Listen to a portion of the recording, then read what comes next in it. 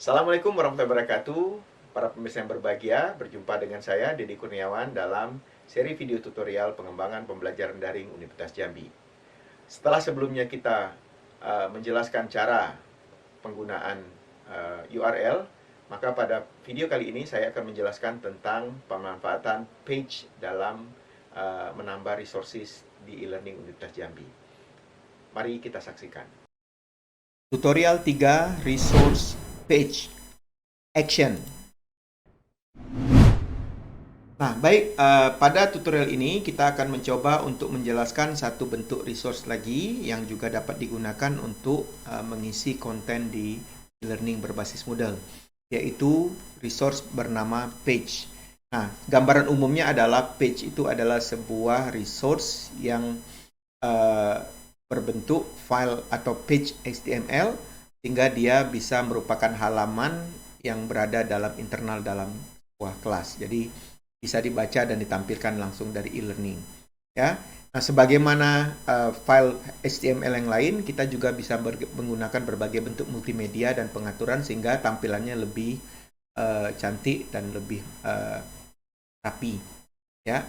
Dan memang disarankan untuk sebuah materi-materi yang sifatnya singkat, ya, ringkasan-ringkasan, itu kita gunakan saja file page dan akan lebih efisien daripada menggunakan file Word, ya, yang diunggah. Jadi kita tidak perlu lagi mengunggah, tapi langsung membuat file berbentuk page.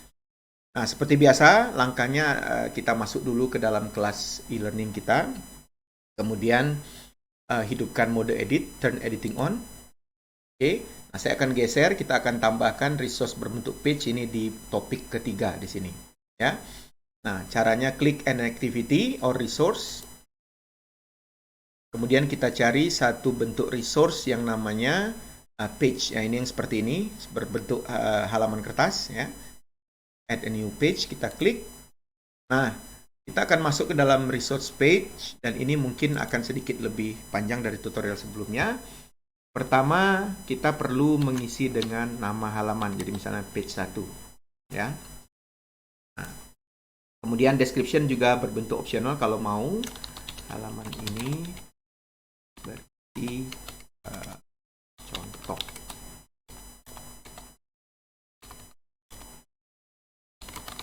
Oke. Nah, kita hidupkan display description-nya biar bisa terbaca. Kemudian yang harus diisi justru adalah di bagian yang ini, ya, judulnya adalah konten atau page content. Ya. Di sini kita bisa mengetikkan berbagai teks maupun multimedia. Jadi sama seperti halaman website, kita bisa memperkayanya dengan link, dengan tautan, dengan video, ya, bahkan kita bisa merekam audio kita, suara kita sendiri, ya, dan gambar. Nah, kita akan coba melihat fungsi-fungsi dasarnya dulu. Pertama, satu yang menarik, kita bisa menggunakan paragraph styles. Jadi kita bisa membagi tulisan kita menjadi bagian-bagian kecil. Ya, nah di sini kalau kita lihat bagian A itu adalah paragraph styles. Kita bisa pilih heading.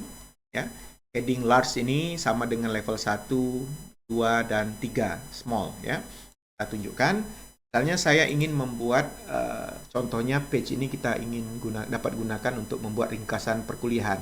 Bisa saya misalnya membuat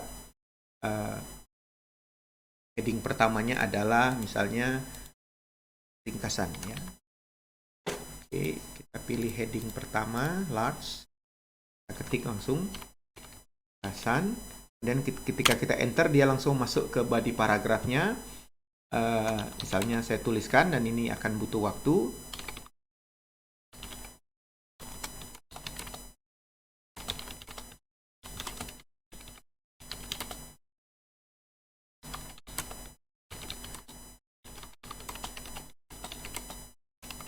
Oke, itu singkat saja contohnya. Kemudian kita bisa tambahkan heading satu lagi untuk chapter berikutnya atau bagian keduanya.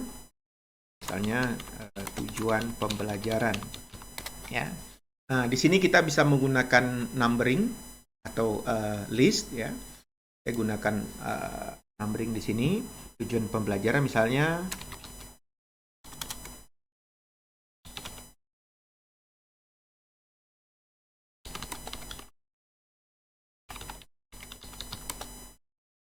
ya, misalnya gitu ya.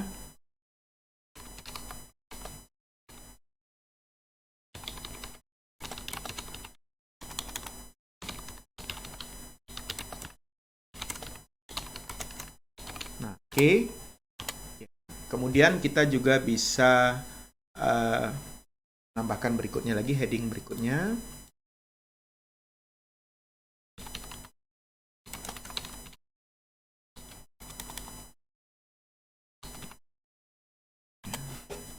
Sama seperti tadi misalnya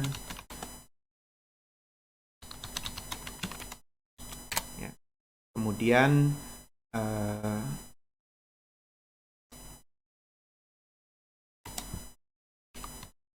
nah, satu yang menarik adalah kita bisa menggunakan auto link di sini. Jadi kita bisa mengkaitkan materi yang sudah pernah kita buat sebelumnya hanya dengan mengetikkan nama yang tepat. Jadi misalnya saya punya nama filenya dokumen 1 ya. Nanti kita lihat file dokumen 1-nya sudah tersedia. Di sini kita tinggal ketik saja sesuai dengan nama yang kita buat sebelumnya. Nah, ini akan menjadi auto link secara otomatis langsung. Ya. Nah, kita juga bisa menambahkan URL atau website ya. Kunjungi misalnya website Unja gitu ya. Nah, kata Unja ini kita blok ya, kemudian kita klik gambar link di sini. Kemudian linknya itu kita buat alamat website Unja. unja.ac.id ya. Nah, kita bisa klik open new window supaya nanti kalau terbuka dia terbuka ke tab yang baru, tidak masuk ke tab yang ini ya. Nah, dan masih banyak lagi fitur-fitur yang kalau kita lihat di sini ada icon-icon yang bisa kita gunakan, manfaatkan misalnya merekam suara, merekam video dan segala macamnya. Nah, satu lagi mungkin yang ingin saya tunjukkan adalah penggunaan gambar. Jadi kita bisa menambahkan gambar di sini sehingga dia menjadi lebih cantik. Nah, misalnya saya akan menambahkan logo Unja di sini. Caranya klik icon insert image ya.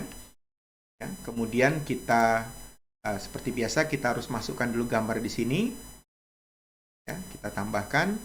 Nah, ini adalah file picker dan di dalam Moodle itu setiap kita menambahkan file itu akan muncul file picker seperti ini dan metode yang kita gunakan adalah menggunakan upload file. Jadi langsung dari dokumen kita, dari komputer kita ya.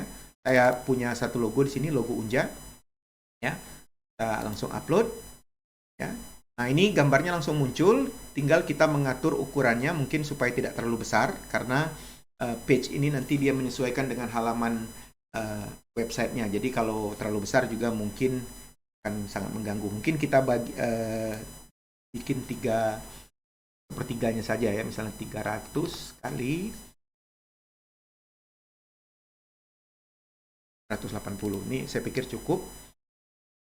Dan yang lain ini kita kasih deskripsi logo Unja. Biasanya deskripsi ini wajib ya. Kita klik save. Oke. Dan kita klik save image. Nah, maka file tadi sudah langsung masuk ke dalam page kita. Ya, nanti kita akan lihat hasilnya setelah ini.